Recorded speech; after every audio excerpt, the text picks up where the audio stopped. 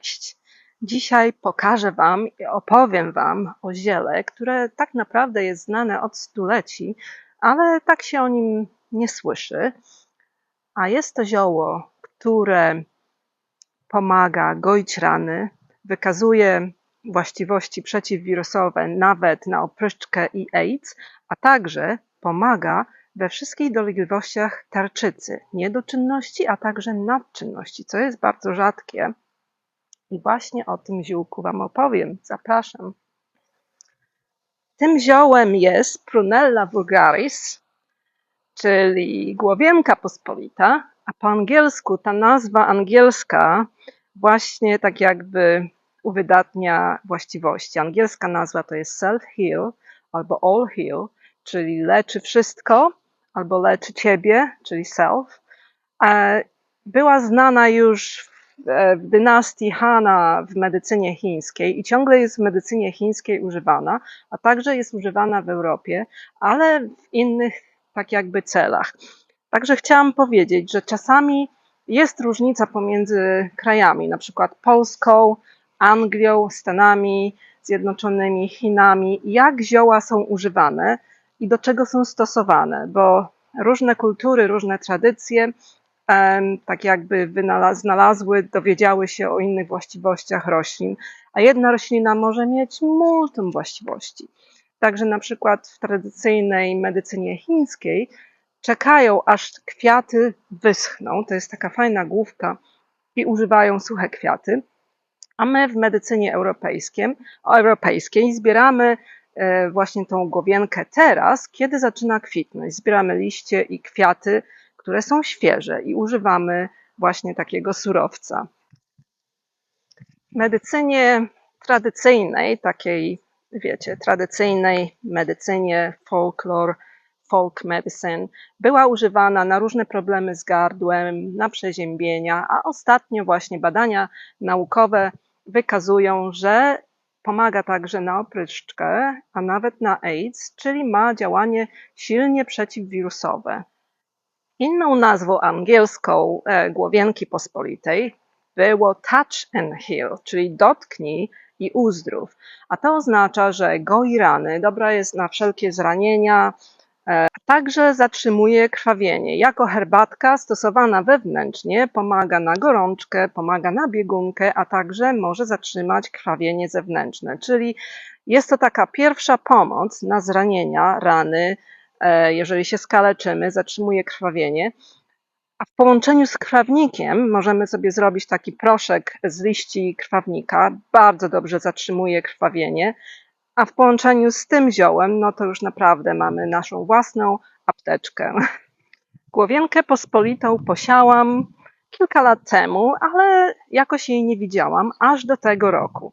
W tym roku jest jak chwast, jest wszędzie, rozsiała się sama tutaj po tym moim ziołowym obszarze, który zostawiam właściwie tak na pół dziko, ale nawet wylądowała pod jabłonką na drugim końcu mojej działki, wylądowała koło tunelu, jest po prostu wszędzie.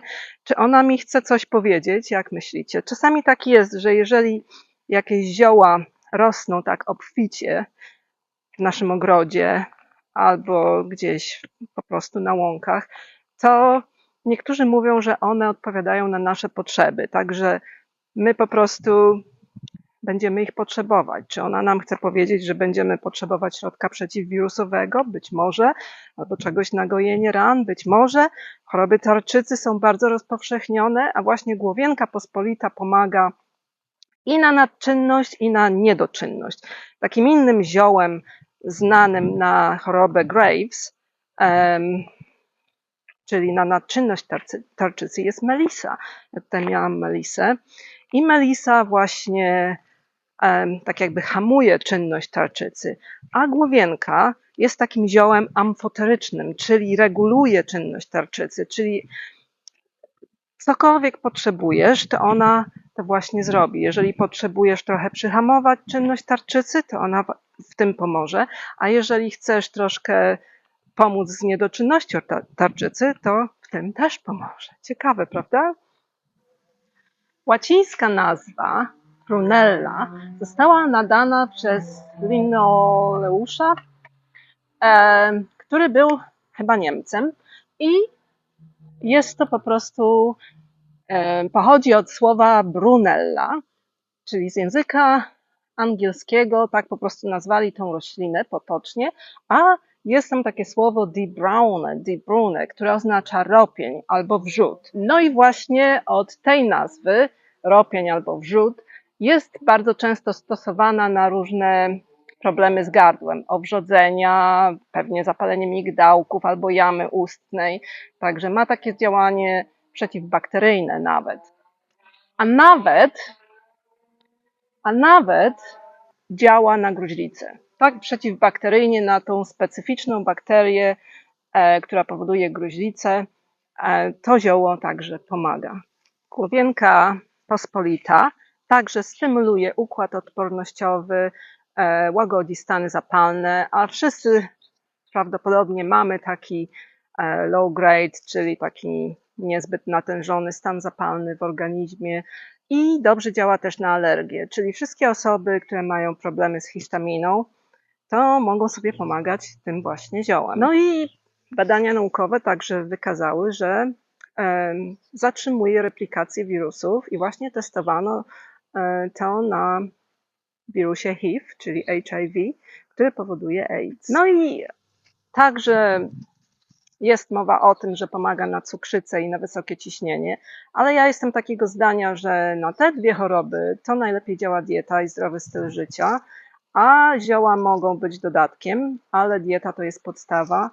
Także, a na nadciśnienie dobrze też działa głuk, czyli możemy głowienkę pospolitą łączyć z głogiem, bo głuk właśnie normalizuje ciśnienie. Jeżeli masz za niskie, to ci podwyższy. Jeżeli masz za wysokie, to jest w stanie to ciśnienie obniżyć.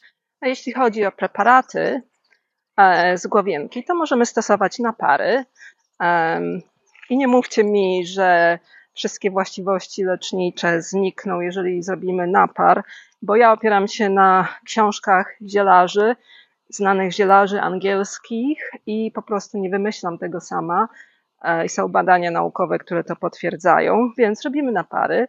Możemy zrobić także olej do stosowania zewnętrznego i wewnętrznego, z którego potem, to znaczy macerat w Polsce, ale po prostu moczymy świeżą roślinę w oleju, w oliwie z oliwek na słonecznym parapecie przez jakieś 2 tygodnie do miesiąca i wtedy mamy te wszystkie składniki czynne w oleju i olej możemy przekształcić w maść czy krem i możemy do na przykład naparów używać kwiaty świeże, a także te suche kwiaty, jak w medycynie chińskiej.